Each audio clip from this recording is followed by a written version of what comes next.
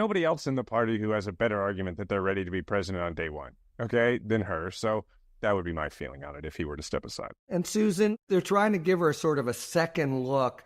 What is it that has made her pretty unpopular in the country? And is it sort of soft factors that can be overcome? Or is the die kind of cast for Kamala Harris at this point? Well, that's a great question. I think it depends on what your diagnosis is about her unpopularity. Because if it is things about her political positioning or how she's performed as vice president or the overall record of the administration, those things can probably be addressed politically. If there's a certain bias factor against her because of how she presents and who she is, that's a lot harder to overcome. But to Jason's point, Biden's problem is that his singular liability is his age.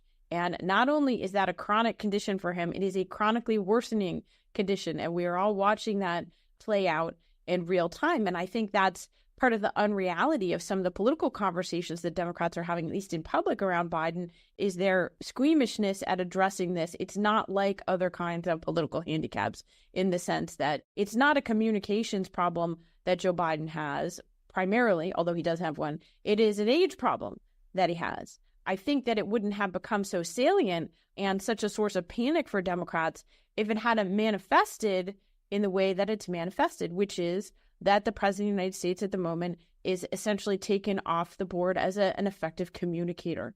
And this goes to, I think, these really fundamental questions that we're having at a shockingly late point in a presidential election cycle, right? In July, we're already in July, and we're having this debate about what's the narrative? What's the election about? What's it going to be about? Well, guess what? For all those people who are, I think, very generously grading Biden on a curve about that press conference last night, the bottom line is, what's one of the key early questions that he fumbled and stumbled over and had a hard time giving a good answer to?